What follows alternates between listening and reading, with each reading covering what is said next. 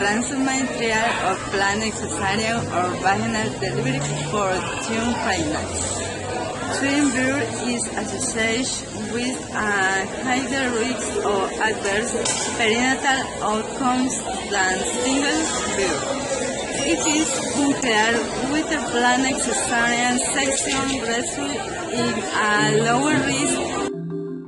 The twin birth study was conducted in order to find out the optimal way or the optimal method of delivering twins. The results of the study found that there was no difference in vaginal birth and cesarean section, that the outcome was for the babies was the same between planned vaginal birth and planned cesarean section. In other words, there didn't seem to be an advantage in performing surgery to improve the baby's outcome, and that planned vaginal birth was as safe as cesarean. There is a national trend to deliver by cesarean section. That's true for all pregnancies, but specifically for twins because there was a feeling that cesarean was safer for the babies. So this study has shown that in fact cesarean is not safer, and therefore there's no reason for doctors or for women to be planning to deliver their babies by cesarean.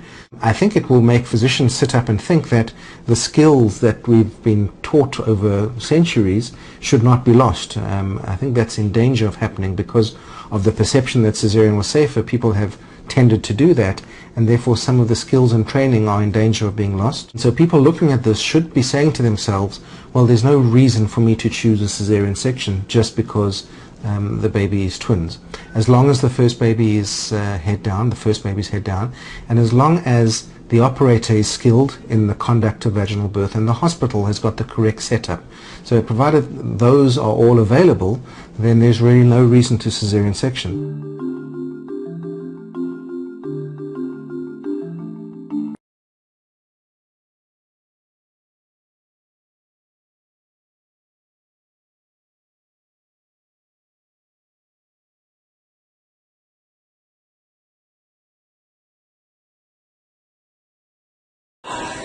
We randomly assign women between weeks of days and 38 weeks, 6 days of gestation between pregnancy, and with the first twin in the cephalic presentation, the planned cesarean section of planned vaginal delivery when cesarean only is indicated. Elective delivery was planned between 36 weeks, 5 days, and 38 weeks, 6 days of gestation. The primary outcome was a composite of fetal or neonatal death or serious neonatal morbidity with the fetus of infant as the unit of analysis for the statistician comparison.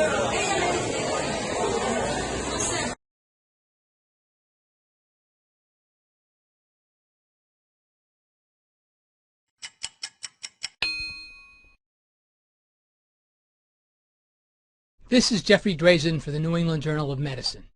Giving birth to twins has always been trouble.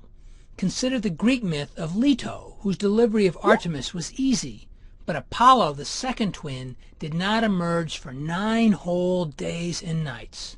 In the myth, Leto's labor was prolonged because Aletheia, the goddess of childbirth, had been kidnapped. But in the modern world, is there something we can do to make twin births easier? This quick take summarizes an international trial comparing vaginal birth to planned cesarean section in women carrying twins. Women who did not have significant medical or obstetrical issues, who were carrying twins and who had reached the 32nd week but not the 39th week of gestation, and whose first twin was presenting head first, were approached to enroll. The 2 possible treatments were planned cesarean birth or planned vaginal birth with conversion to a C-section should the need arise during labor. Over about 8 years, 2,800 women in 25 countries joined the study. The treatment groups were well matched. In the C-section group, the vast majority of women had both twins by C-section. In the planned vaginal birth group, just over half had both twins by vaginal delivery, while just under 40% had both twins by C-section. Most of these procedures were instituted when, during labor, the obstetrician in charge decided that things weren't going as well as hoped.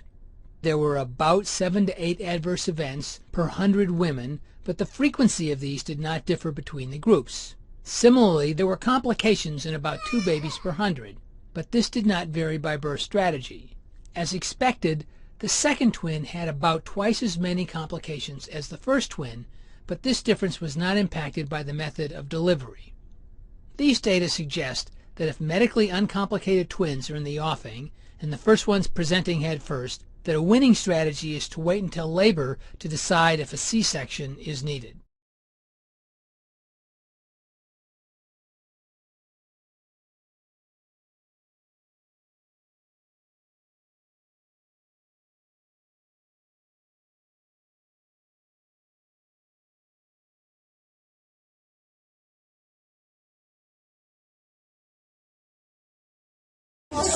A plain cesarean delivery in twin pregnancy does not increase or decrease risk to the unborn fetus.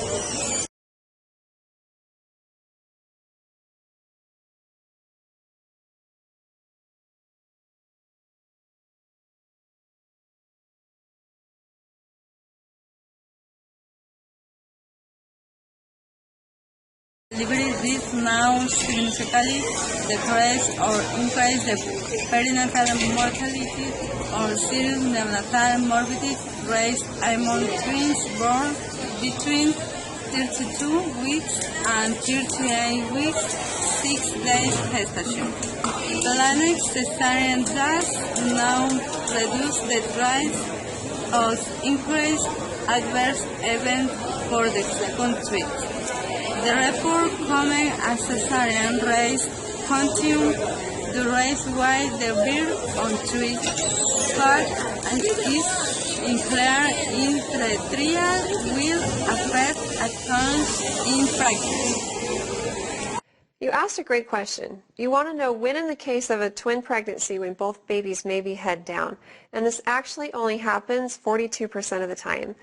38% of the time, one baby is head down and the other baby is in some other position, either breech or head up in the ribs, or lying sideways or in some other position, not head down. So this tells you that in most instances, both babies' heads aren't ever down. Just by sheer fact that there's not much room in there for babies to move around. If your babies are stuck in a certain position at a certain point of pregnancy, meaning later on in the second trimester, beginning of the third, they're probably likely to stay like that unless you've had multiple pregnancies and deliveries before.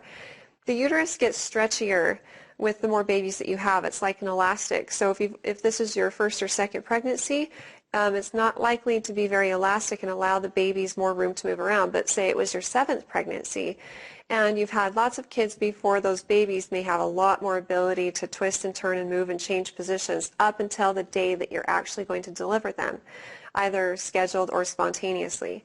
So I have no good answer for you. When it comes time to have your babies, when you go to the hospital, the staff there will ultrasound you and find out what position your babies are in, and based on that, develop the best plan. The consensus for most obstetricians is that if one baby is head down and the other one is breech, it might be safe to try a vaginal delivery, but not all obstetricians feel comfortable with that, and it also depends on the capability of the facility you're delivering at. If they have staff available that could do an emergency C-section if necessary, then the doctor may feel comfortable with that, and it also depends on their skills and background. But there are other doctors who only feel comfortable doing a vaginal delivery if both babies are head down. So I recommend having this discussion with your OB provider.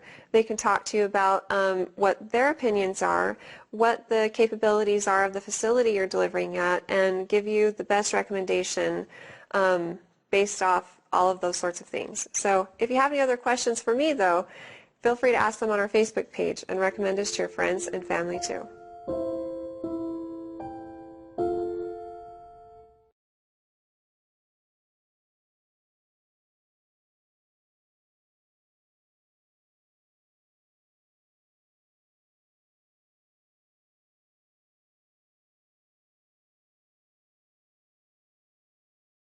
Gestational diabetes. This is a type of diabetes that some women face during pregnancy.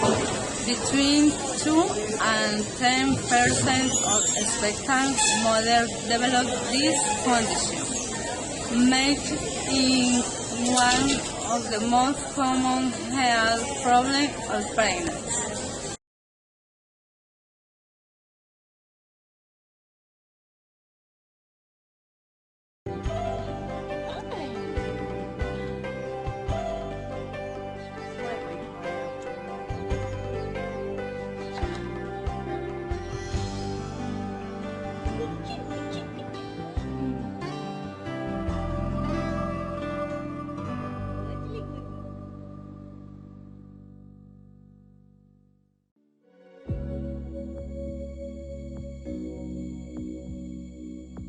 Let's start with some background. Gestational diabetes is a temporary type of diabetes and is one of the most common health problems for pregnant women. Glucose intolerance is an early stage of the condition. Gestational diabetes is not your fault. It's caused by the way the hormones in pregnancy affect you. It occurs in about 5 to 7% of all pregnancies, so you're not alone. During pregnancy, an organ called the placenta develops in the uterus. The placenta connects the mother and baby and makes sure the baby has enough food and water. The placenta also makes several hormones. Some of these hormones make it hard for insulin to do its job controlling blood sugar, also known as blood glucose. Insulin opens your cells so that glucose can get in. During your pregnancy, your body has to make about 3 times its normal amount of insulin.